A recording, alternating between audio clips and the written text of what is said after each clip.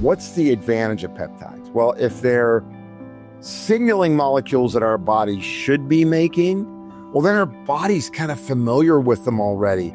So it's a gentler way of correcting problems that you may have. The quicker we can address and look at trends, the quicker we could apply things like peptides to bring us back into homeostasis or balance. What's the future going to look like, knowing about this being a regular thing, and when kids are born or people are when we're teens, are we going to be replacing regular medicine with peptides? I mean, I think that... Welcome to the Jen Gottlieb Show.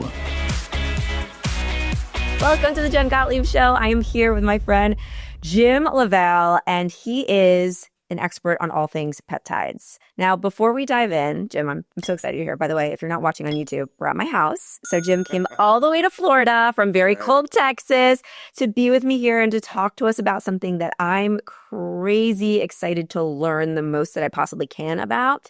And Jim and I actually met at a Lifetime gym. That's right. Or Lifetime, they don't like to use the word gym. It is much more than that. Lifetime Club. We were there for an ION event, the weighted vest company that I'm a partner in. And we were there and we were chatting, and I was like, this guy knows more about peptides than anyone on planet Earth. And he is literally like the godfather of this space. So if you're curious about peptides, the science around it, how to use them, what they're good for, maybe you don't even know what the hell they are, but they are life-changing and they're going to be the future of health, you want to listen to this episode and you want to lean in and you want to take notes. So Jim, I'm so grateful that you were here. Thanks for coming all the way out. It's awesome. I'm ready to get going. We are so ready to get going. Okay, I have a zillion questions for you. But the first thing I would like you to share with the audience is, take me back, because you just told me before the cameras were rolling that peptides have been around for 100 years. Right. We didn't know that. So what's your experience with peptides? Because you haven't been around for 100 years. So when did you discover these? Start working with Wait a second. I thought it was really working. I mean, come on now. Maybe you have, considering all the stuff that you use, you very well could be fooling us all. I don't know. Well, I mean, insulin was the first peptide. So, obviously people have been using insulin for about 100 years now. And look, I've been involved in, I'd say, integrative or precision health for 41 years. Started in 1984. And so I've been passionate about researching whether it's botanicals or nutrients or what types of diets, what types of nutraceuticals, what types of exercise, what methods, is it traditional Chinese medicine, whatever. Peptides came out 15 years ago on my radar, and because I've written, pretty large databases, as well as published a bunch, and have had clinical practices, so I've been owners in clinics.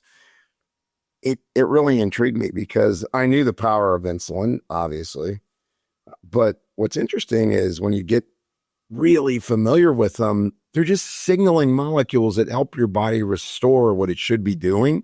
And so when I started to apply those 15 years ago and started educating at the American Academy of Anti-Aging Medicine, where I'm the co-chair for the American Academy of Anti-Aging Medicine, and we had a whole peptide certification course and started teaching people how to apply them and the feedback of how it was helping people to quickly get better, whether it was from an injury or maybe they had PCOS or they were overweight or whatever the issue, where there were peptides that were on the market and applicable, people were just reporting back amazing things.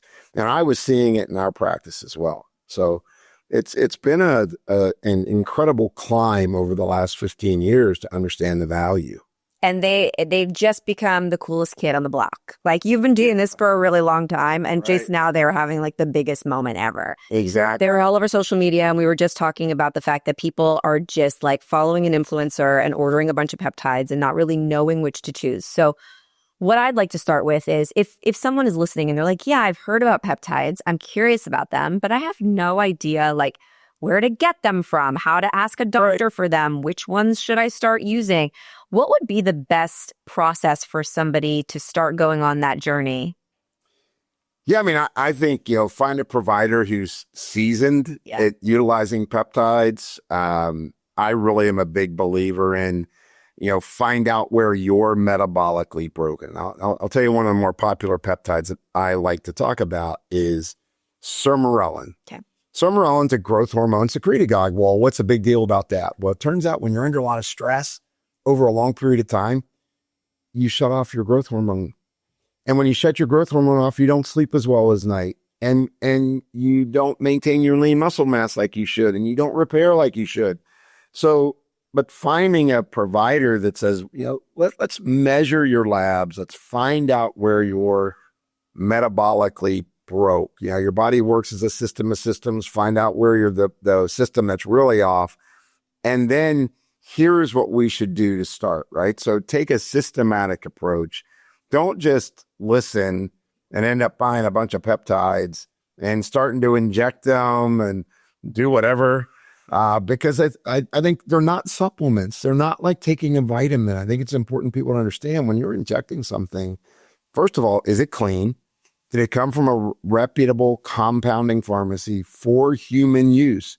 Did a provider write a prescription for you to get them? Those are the key elements to it to ensure safety for them as well. What are you seeing as the biggest danger of ordering a peptide on the internet and not knowing where it came from?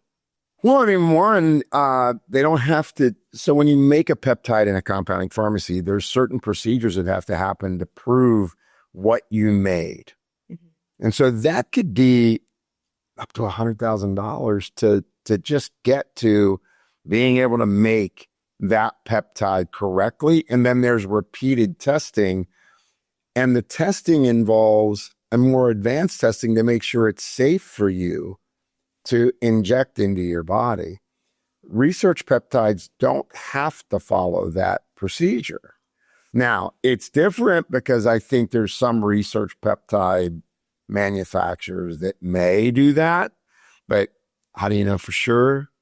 You shouldn't be buying things that you inject into your body on your own anyway. You really should have guidance so that if something goes wrong, you have somebody to rely on to help you. So, it's one of the things that when, I'm educating healthcare providers on, research only means not for human use, not for animal use. If I heard that, I don't know. I don't think I'm going to do it. I think I'm going to wait. And when it's for human use, great, I'll get to apply it. And I think we're at this point in time now where I think more peptides are going to come available, more compounding pharmacies being able to make them correctly so that you're able to utilize them and get the benefits from them, because I think the benefits are fantastic. Can you name some of your favorite peptides that you prescribe to people for like the most, I guess, common reasons, like the ones that we've heard about, and then explain to us what they do? So I think we've all heard like VPC 157 or tirzepatide or GLP-1s. And a lot of people are like, okay, I've heard this a zillion times, but I don't know what it does. I don't know what it is. And I'd love for you to clear that up for us. Sure.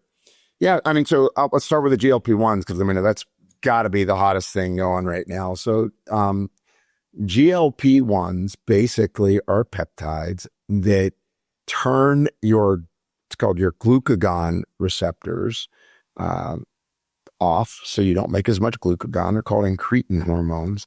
And why that's important is when you turn off that glucagon production, you don't store fat. Now you can access that white marbled fat and tan it, and then brown the tan fat, and then burn it. So what those GLP-1s do is they enhance your ability to get to your fat stores and at the same time turn off your nutrient sensing. And what that means is the noise in your head to eat more goes away. So those are GLP-1s, and they're fantastic medications. What's the pitfall? People don't eat enough protein with them, and therefore they lose lean mass. And so we heard of Ozempic butt or Ozempic face, real popular, 3-4 years ago, you'd hear that on the West Coast.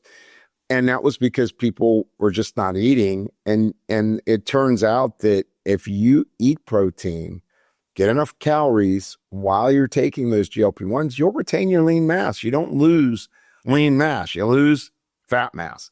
So that's GLP-1s. Now, are there potential side effects? Yeah, some people get constipated. That's why taking magnesium with it is good. Taking fiber with it is good. Taking some creatine or making sure you're doing some protein is really good. So GLP-1s, I think, are absolutely fantastic, and they're going to help a lot of people. I think you can titrate the dose, or what people are calling microdosing GLP-1s. Just take enough so that it's accomplishing what you need. So for us in our clinic, say, for example, with the MIORA centers at Lifetime, we titrate the dose where somebody's just starting to lose weight at about 2 to 3 pounds a week. And sometimes the initial few weeks, they'll lose more because they're losing water weight and they're not feeling inflamed anymore. And that kind of limits the amount you're taking so that when you go to get off of it, your body's not as dependent on it. So hopefully what you're doing is you're teaching people, right? How to eat better, work out more, how to manage your stress better, right? And in addition to that, correct your chemistry. Mm-hmm. And you do all of that, MIORA, which we're going to talk about later, all of the things together. It's not just about sticking yourself with a shot. You need to change the full lifestyle. But let's talk about all the other sides. Your other Absolutely. I had mentioned Sermorelin. I love Sermorelin for a lot of reasons. One, it resets something called your master-slave clock. It's called the suprachiasmatic nucleus of your brain. That's a big one, right? Suprachiasmatic nucleus sounds really cool. I can't but basically, that's the clock that dictates how all your hormones are going to release over the next 24 hours.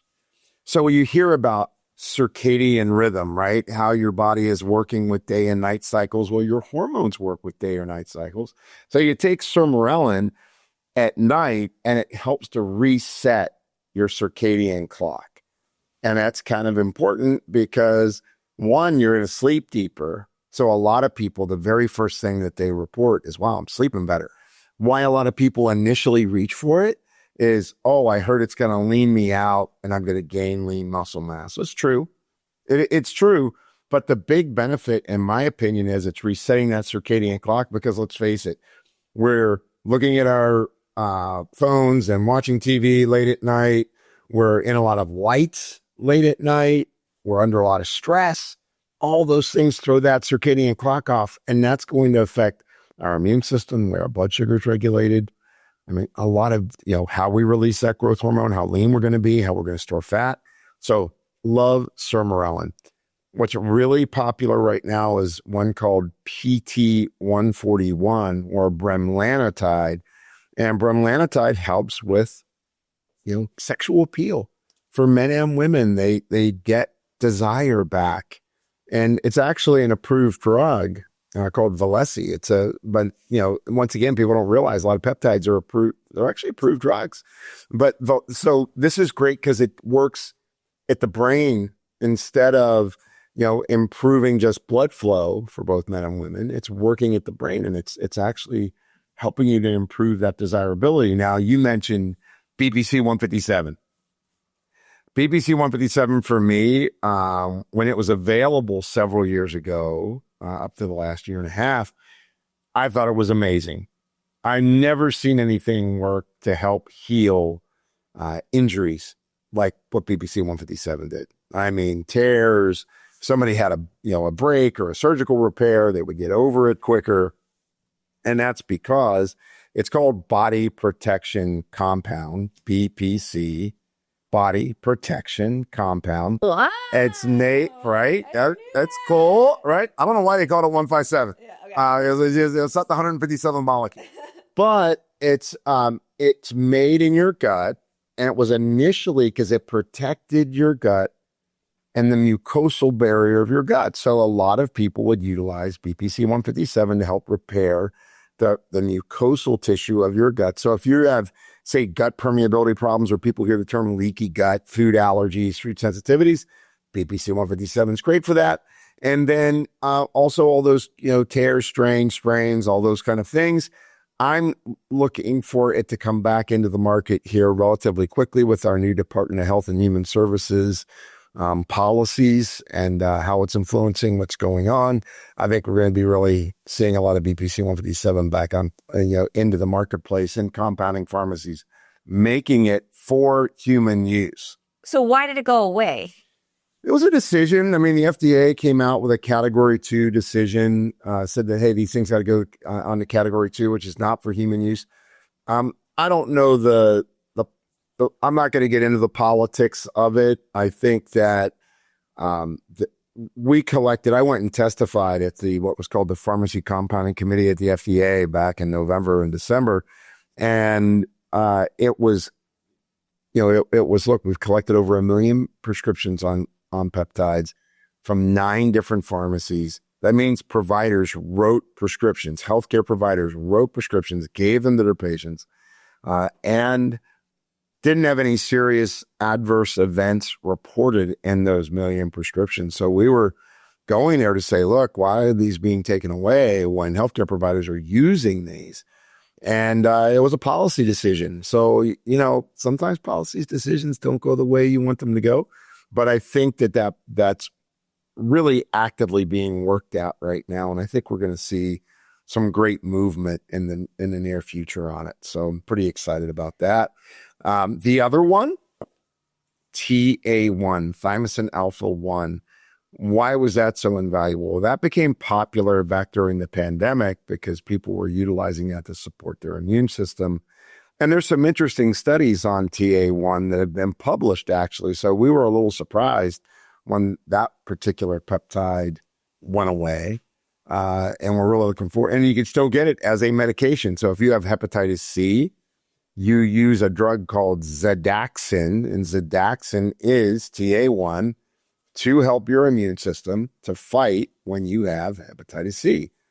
The difference is when you think of peptides, you can use them for a disease like hepatitis C, but where the majority of our population is using them is to be healthy. Yeah. We want to prevent going to having an illness. We want to utilize peptides to keep us well, which is not really how the FDA currently works. They're looking for a cure for a disease.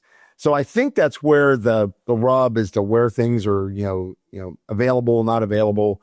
That's where that happened. Obviously, a lot of people are using copper peptide, GHKCU, on their hair, serum, face. They're doing microneedling because GHKCU builds collagen, and it's very well established that it builds collagen. So that one is a big peptide, and it's also interesting because I guess the best way to put it is it's a gene stabilizer. It stabilizes your genes, and so that your genes aren't turning on inflammation or turning things off that shouldn't be turned off. So copper peptides, I think, a favorite of mine, just because now that I'm moving into my last half of my 60s. My point is I would like to look as healthy as I can, have the best skin I can. And so copper peptide for me, incredibly important, right? And so, and then there's some interesting other peptides for the gut. KPV is a peptide. It's only 3 amino acids. You think of amino acids, those single compounds that get connected together. And that one helps inflammation signaling in your intestine. So there's a lot of people with food allergies and sensitivities these days. And so I have seen a lot of benefit over the years with people using peptides to help restore gut health and gut integrity. And that means you're going to have better immune health. It means you're going to think clearer. So there's a lot of benefits. You're listening to The Jen Gottlieb Show. I'm sitting here listening to him. Like, wait, I need all of it. I'm a little overwhelmed. I'm like, wait a second. How do you put the copper on your face? I got to go order the copper. But yeah, this could be overwhelming to somebody that is listening to this for the first time. They're like, okay, I guess I need all of them. But I don't think we really need all of them. I guess my question for you is, I know that you said that it's very individualized. You should go to a provider that does your labs and says, these are the things that we're going to work on and this are we're going to prescribe. Right. But if you were, let's just say you met a woman in midlife, or you could use me, 40 years old, healthy person, but I just want to be healthier. Like, I don't have any real issues, maybe some gut issues at PCOS, but I just want to be as lean, as fit, as sharp, as young as I could possibly be. What are the peptides that you would prescribe to just overall well-being and not trying to fix something very specific? Well, I mean, I love Sermorelin once again. That's your favorite. Well, it is because of you're a 40-year-old woman and you're wanting to be lean and healthy and your growth hormone starts to go down when you're in your early 30s. So getting your growth hormone, and you're not giving growth hormone, you're helping the body release its own growth hormone that is produced and stored in your pituitary. So that's great. But I mean, there's other ones that, if you look in other countries, epitalon is interesting. Epitalon, epitalon, epitalon. Why is that one important? That's another one that helps to regulate the pineal gland, and it's been shown to really help with the aging process. But you only do it, if you look at it from the traditional kind of research, 10 days twice a year. 10 days twice a year. That's all you need to do. Now, if you're struggling with weight and you've exercised hard, got up, did boot camp classes at 5 a.m, nothing moved the needle, you're eating absolutely where you need to, nothing is moving the needle on your weight, then that's where the GLP-1s are incredibly important. I mean, my personal favorite, just because half the population is either pre-diabetic or diabetic, and 75% of our population is overweight. And obesity, I don't like to, even though obesity is categorized as a disease, I think that obesity is something that when you arrive there, your chemistry is so far off that it creates a lot of diseases. So I really love the GLP-1s because people have food noise today. And you know what? Look at a commercial. Nobody's putting up a stalk of broccoli and saying, here, it's juicy burgers and big, thick pizzas and desserts. And our body goes into that hedonistic urge. So the food noises, and I know from doing really relatively large weight loss clinics over the years and consulting with them, the number one thing people talk about is, one, food noise, and two is, I want my mind to feel clear. So a lot of times when they would go to a weight loss clinic and you get the little appetite suppressant, it would give you energy and you'd feel clear-headed. And those are the things that people aspire to, right? Boy, if I could feel clear-headed, didn't have that food noise, man, that'd be good. And so there are some peptides that actually could be beneficial for your brain health.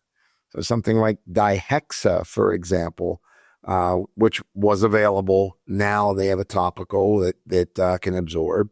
Those things can be important too, right? So I think, those are the key ones. And then you get into specific things like, well, are you working out hard? Yeah, I'm working out hard. Okay. BBC 157 was a standby. Now, if you're a tested athlete, you couldn't use any of the peptides. Right. So any of those things, if you're a tested athlete, shouldn't do it anyway. But then it gets a little more specific. If you think of the mitochondrial peptides, so everybody's talking about mitochondrial health now, right? So NAD, people are, using subcutaneous NAD, or they're getting IVs of NAD. What's that doing? It's generating energy for the mitochondria, right? So that you have more energy. There's one that just got approved called SS31. And SS31 helps your mitochondria to be able to be more efficient and not get what's called electrons to leak, so that you don't make more free radicals, which free radicals are basically increasing your rate of rusting. So we don't want to increase our rate of rusting. We want to decrease our rate of rusting. And so SS31 is a mitochondrial peptide, probably the one that everybody's heard about. It's MODS-C. Okay. So MODS-C. I took that. Yeah. Yeah, that's exactly. Yeah, that's another mitochondrial peptide that helps you to generate energy, feel better. Because what happens is when you get damaged, by either, hey, I'm working too many hours, I've eaten the wrong food, maybe my gut's been off since I was born. That was me. I mean, I lived on bubblegum flavored amoxicillin the first 12 years of my life. I'm allergy shots, Dimetap, rashes, all that stuff. So in that case, a lot of times when you have metabolic inflammation leads to inflammaging. Whoa. right? Yeah. And inflam aging. That's a term in medical literature. Really? So when you think of it, hey, I don't have enough magnesium. I'm not fueling my body right. Maybe I have environmental burden. Maybe I'm under a lot of stress. That all leads to your cell mechanics being altered. And then it could be a virus for that matter. It could be anything. All of a sudden, you're not making as much energy from your cells. You don't have as many mitochondria, which are the powerhouses of your cells. You could lose up to 40% of your mitochondria if your thyroid's going low, and your thyroid could go low just due to stress. So 40% of your energy powerhouses go away. Well, what are you going to feel like? You're going to feel fatigued. That's what people with low thyroid feel. They feel fatigued, right? Same thing can happen from stress hormones. It could be environmental burden. And it turns out that when your mitochondria are getting damaged, that damage is associated with every chronic degenerative disease. That's why peptides are, they're so interesting. Because if it can help you to recapture your mitochondrial energy, it's going to keep you from that funnel of aging. Because that's what we're trying to do, right? We're trying to stop going down that funnel of aging and be as vital as we can as long as we can. So good. And so what do you see in the future? Like, this is going to get crazy because this is just now really happening. Right. What's the future going to look like knowing about this being a regular thing? And when kids are born or people are when we're teens, are we going to be replacing regular medicine with peptides to just... I think so. Yeah. No, that's a great point. That looks like. No, I think that, because remember, peptides are already medications that we have today. What's the advantage of peptides? Well, if they're signaling molecules that our body should be making, well, then our body's kind of familiar with them already. So it's a gentler way of correcting problems that you may have. Now, sometimes you still may need an antibiotic or an antiviral. You may need the big guns, right? A very strong drug. But in many cases, I think peptides are going to become better aligned first lines of defense to help people maintain their health. Once again, in our culture, and this is what I've studied the last 40 years, this has been my mission, is all we do is think about when you're outside the lines with your lab test. You're now diagnosed. You have an illness. I'm more concerned about, well, you're still in the lines, but you're going in the wrong direction. Right. So I always say to people, you can be a mile away from the Grand Canyon. You take one step, not a big deal. If you're at the edge of the Grand Canyon, you take one step. Right. It's a big deal. It's just one step. Yeah. So the point being is, the quicker we can address and look at trends, the quicker we could apply things like peptides to bring us back into homeostasis or balance, instead of being in early metabolic inflammation known as metaflammation. So it keeps us in that spot of our chemistry operating as a healthy system of systems, communicating the way it's supposed to communicate, right? Yeah. Instead of, I'm sending the wrong signals from one system, and then that has a cascading effect, right? It starts to affect other systems in the body. And I think that's where the real value is. It's so good. Are there any, I guess you could say, bad things that could happen if you start using peptides? Is there any reason why this could not be a good thing? Well, I think like anything, medications, GLP-1s have side effects, right? I think dosing matters. Individuality still matters. Like, how are you responding? So it's not without a potential for side effect. It's certainly what I have seen. And okay, I wrote the handbook on peptides. I've done a lot of research on peptides. We've published 100 monographs looking at all the studies. So there's not a lot of big side effects that occur, but you should always be aware of, I started getting a headache when I took this peptide. Well, maybe this isn't right for you then, right?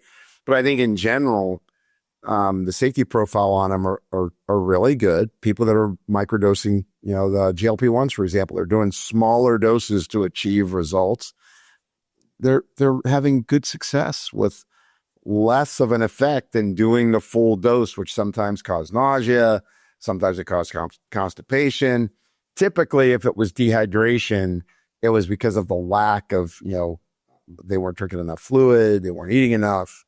So I think the opportunity is big. I mean, I would say that the future is bright on peptide research, and the other one is small molecules, not peptides, but really tiny messengers that our body makes in order to help us maintain that balance. Because that's what happens. We get out of balance. Our body works as a systems of countermeasures, and it'll keep you alive, but it might start sending you down the wrong path. This is so cool.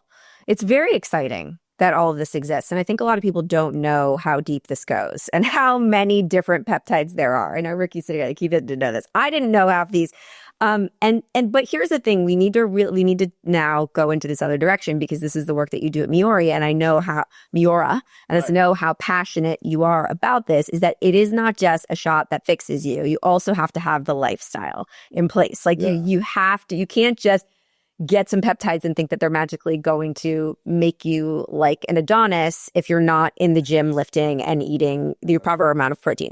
So I would love to hear from you, because everybody has a different opinion. Like, you go on the freaking internet and it's like a fire hose of information of what's the right thing to do when it comes to diet and exercise. Sure, you've studied everything. You are the man here. So at MIORA, where you've partnered with Lifetime and you're now creating these centers that are just combining the lifestyle with the peptides and the medical with the food and the exercise, what are you telling people to do? What's your prescription? What's the way? Well, I mean, the first thing is we use a algorithm with their labs. So they get their labs to start, and we look at what's the pattern of disruption in their body. We use the metabolic code algorithm. I actually developed the metabolic code algorithm.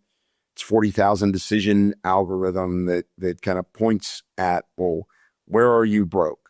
For example, if you have a 95 blood sugar, it's a normal blood sugar, but it's a 60% risk of being a diabetic in the next decade. Wow.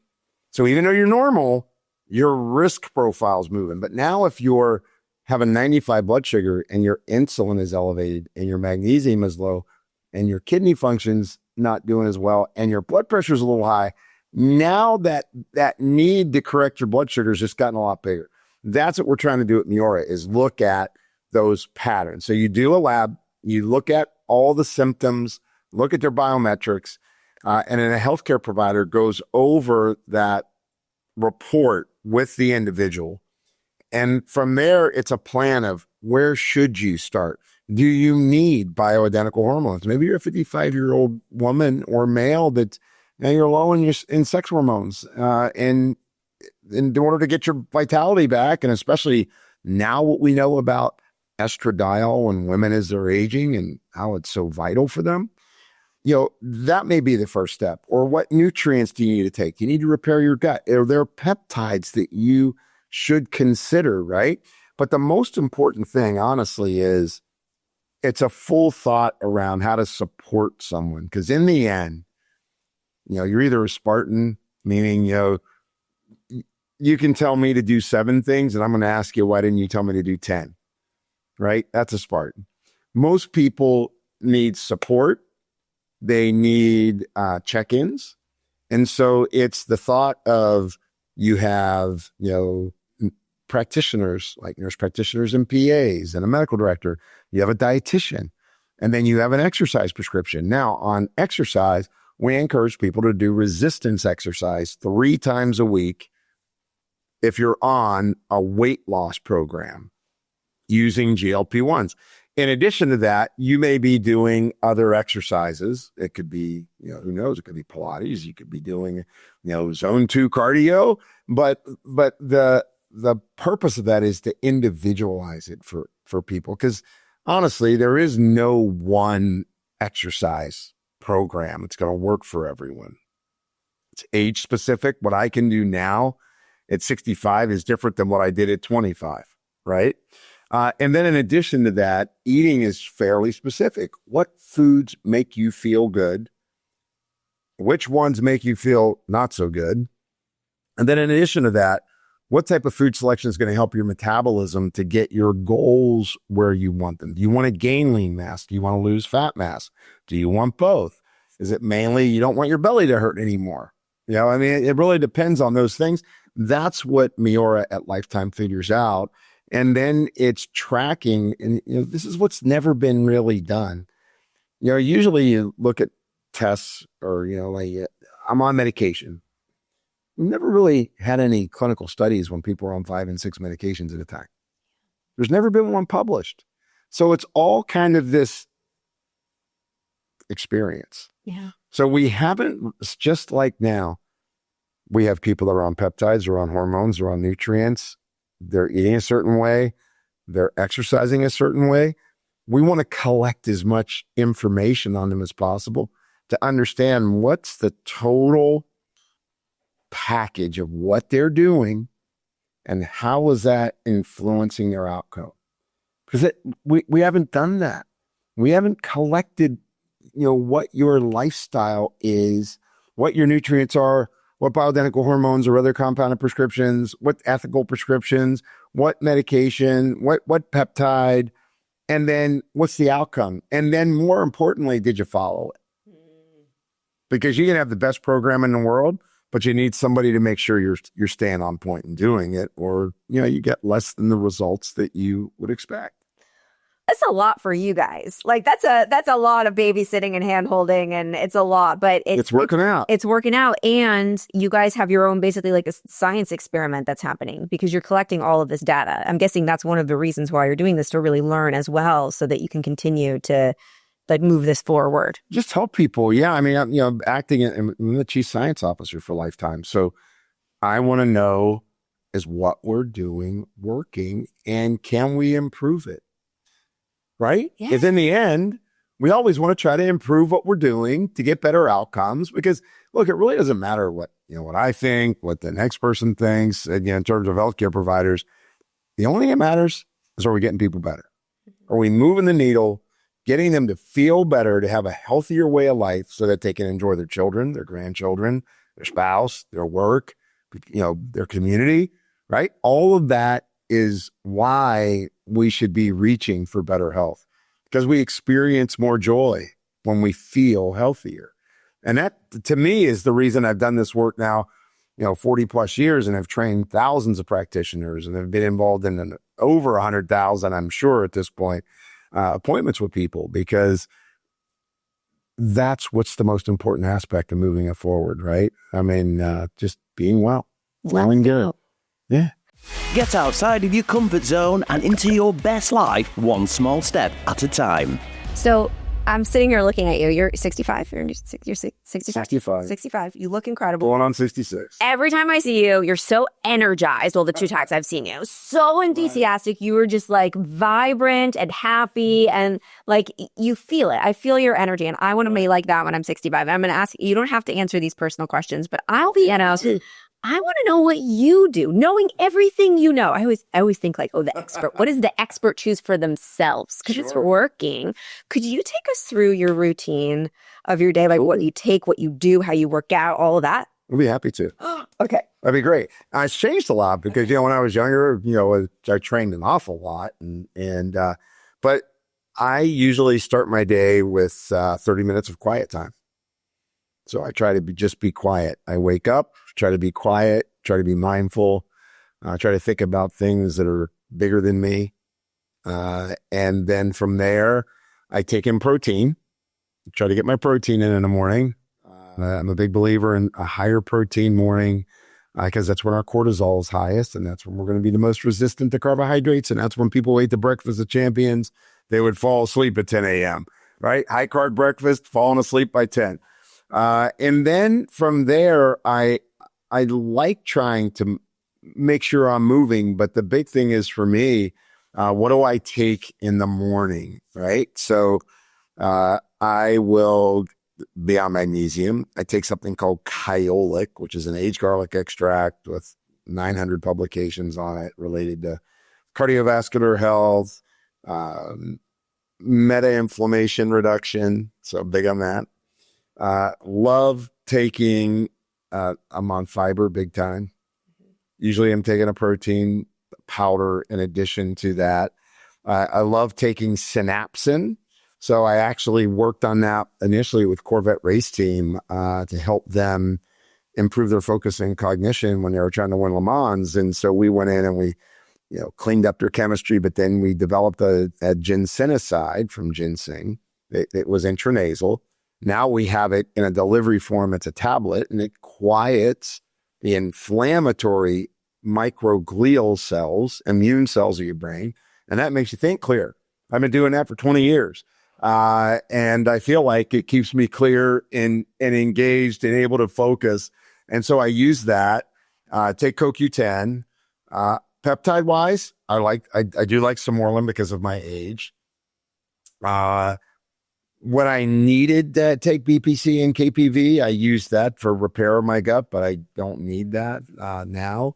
I love the thought of epitalin. So now I can use a bioregulator called epithalamin, which is a nutrient very similar to epitalin. And I think that's terrific. And then it really depends on, am I training hard? Do I take in some collagen? There's a really interesting, new, fish polypeptide that I've just started taking.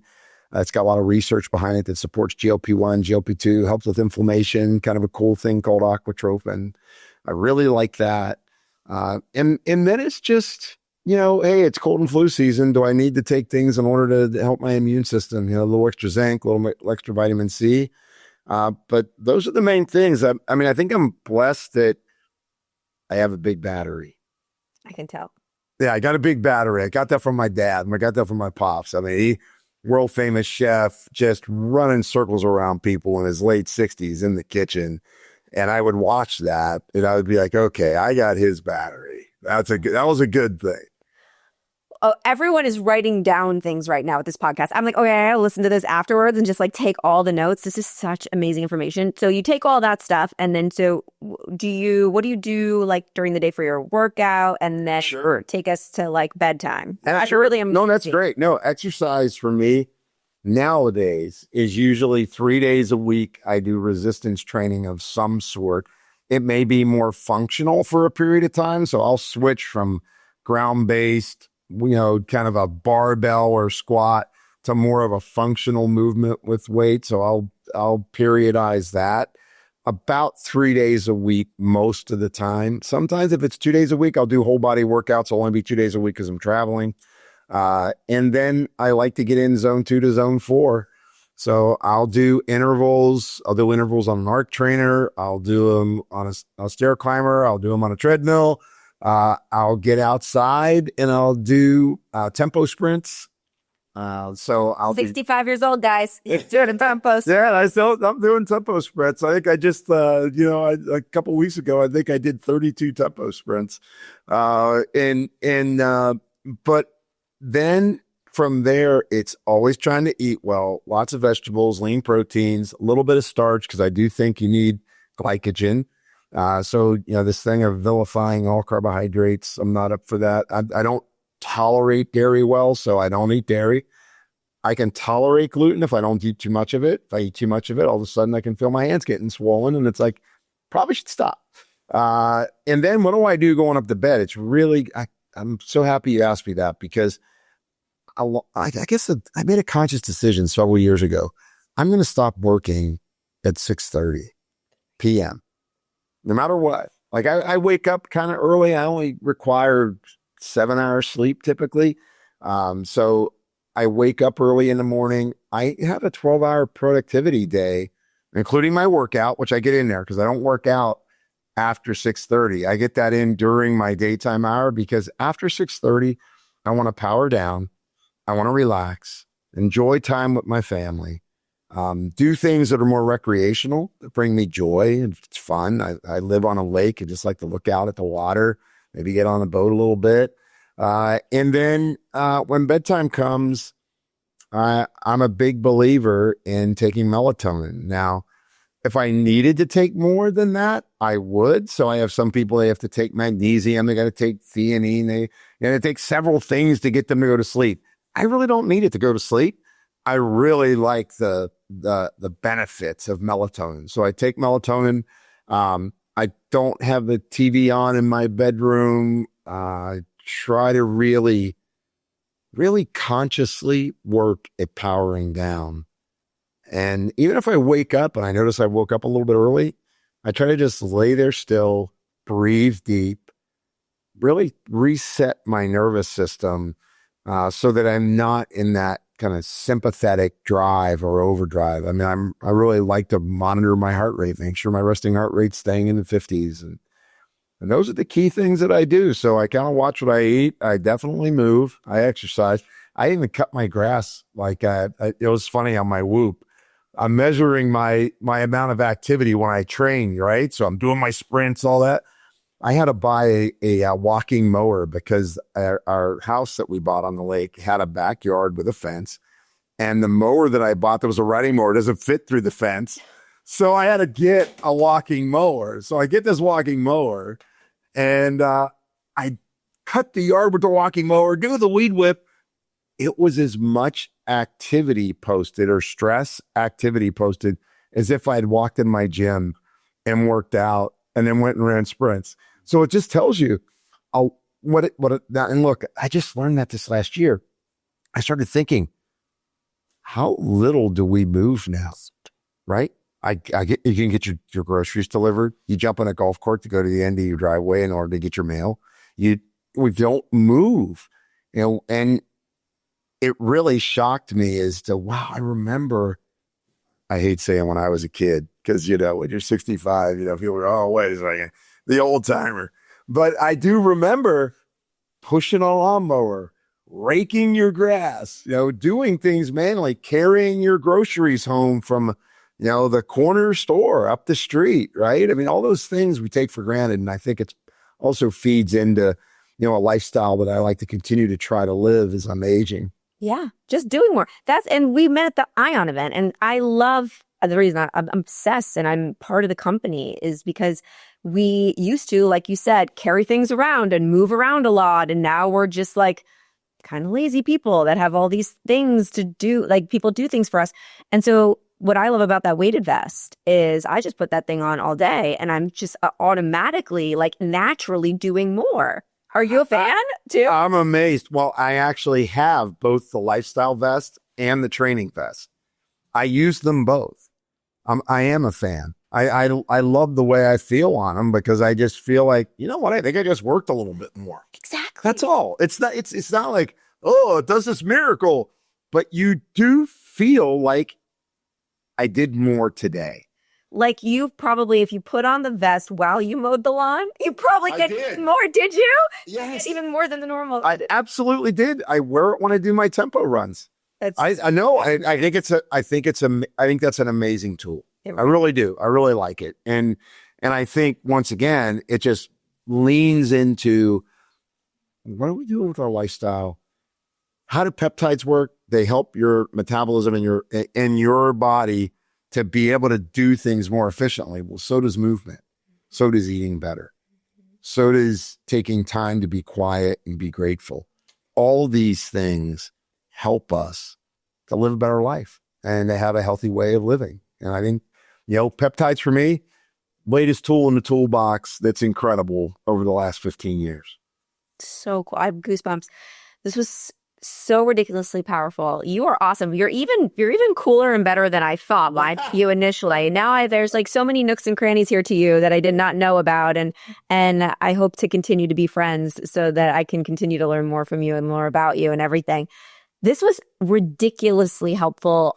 Guys, I know that if you're listening to this, you have a whole notebook of notes or you have a whole note in your iPhone of all of the things that Jim has told you about. Last question for you.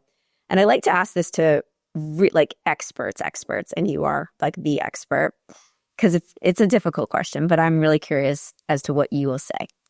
If I gave you an opportunity to have a billboard and you were never allowed to say anything ever again. This was the last thing that you could ever say. It's what you're leaving to the world. Everything else has gone away, all of your information, and you just want the world to know one thing, and you could put that thing on the billboard. What would be on your billboard? No, that's a beautiful question. I would say it's never stop searching for happiness, because it embodies everything, right? The healthier you are, the happier you are. So yeah, never stop searching for happiness. That would be it. Beautiful. We're going to end there. That was so good. Thank you so much for coming, Jim. I'm so grateful for you. Oh, thank you for having me. This is a blast. I've been looking forward to this for weeks. Did it live up to it? Absolutely. Okay. Thank you so much for watching, for listening. I'll see you next time on the Jen Gottlieb Show. Make sure you go follow Jim LaValle and all of his things. We're going to put them in the show notes, everything, and you can go contact him, whatever, DM him, share this, tag him. You know what to do. Love you guys.